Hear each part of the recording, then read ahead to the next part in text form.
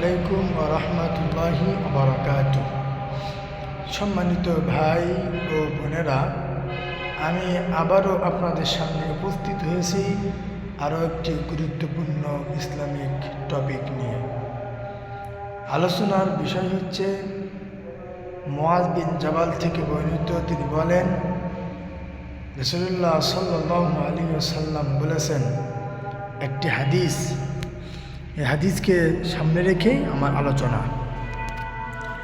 রাসূলুল্লাহ সাল্লাল্লাহু আলাইহি ওয়াসাল্লাম বলেন, ইত্তাকুল মালাঈন সালাসা, আল বারাজু ফিল মাওয়ারিদ ওয়া কারিআতুত তরিকি ওয়াল যিল্লি, রাওয়াহু আবু দাউদ আও কামা ক্বালা আলাইহি সালাতু ওয়াসসালাম।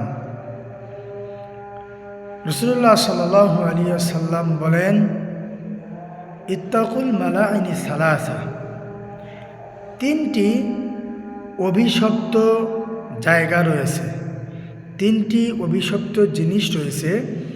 এই তিনটি অভিশপ্ত জায়গা বা জিনিস থেকে তোমরা সাবধান থাকো, সতর্ক থাকো, বিরত থাকো। যদি এই তিনটি জায়গায় জিনিস তোমরা করে থাকো, তাহলে তোমরা পাপে জড়িত হবে, লিপ্ত হওয়া হারাম।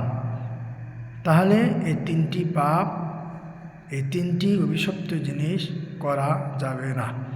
1 নম্বর, আল বারাজু ফিল মাওয়ারিদ, মানে ঘাটে, নদীর ঘাট, পুকুরের ঘাট, যেখানে মানুষ গোসল করে, ওযু করে, এরকম জায়গায়, অথবা মসজিদের ওযুখানা, কারো বাড়িতে যে কোনো টিউবওয়েল থাকে সেখানে, এইরকম জায়গায় পেশাব পায়খানা করা।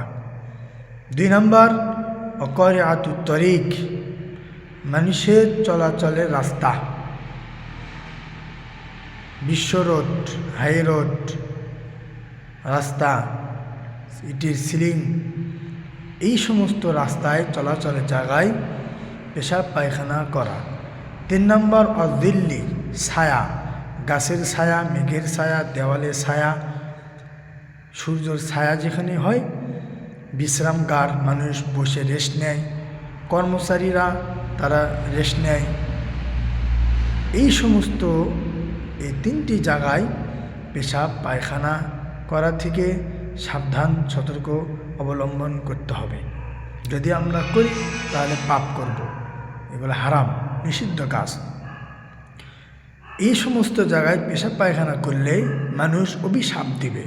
সেজন্য আমরা যেন অভিশাপে জড়িত না হই, আমাদেরকে যেন কেউ অভিশাপ না দেয়, এই জন্যই রাসূলুল্লাহ সাল্লাল্লাহু আলাইহি ওয়াসাল্লাম আগে থেকেই সাবধান থাকতে বলেছেন। যদি আমরা 3 জায়গায় পেশাব পায়খানা করি, তাহলে কেউ না কেউ বলবে, কে পেশাব পায়খানা করেছে, তার বাড়িতে কি ব্যবস্থা নেই, তার কি চোখ নেই, এখানে মানুষ বিশ্রাম করে, এখানে মানুষ চলাচল করে, এখানে মানুষ গোসল করে, ও কি দেখে না, ও কি মরে না, এইভাবে অনেক আবল তাবল অভিশাপ দেবে। আল্লাহ রাব্বুল আলামিন আমাদের সকলকেই এই 3টি জায়গা, 3টি অভিশপ্ত জিনিস থেকে সাবধান, সতর্ক থাকার তৌফিক দান করুক। আমিন। ওয়া আখিরু দাওয়ানা আনিল হামদুলিল্লাহি রাব্বিল আলামিন। আসসালামু আলাইকুম ওয়া রাহমাতুল্লাহি ওয়া বারাকাতুহু।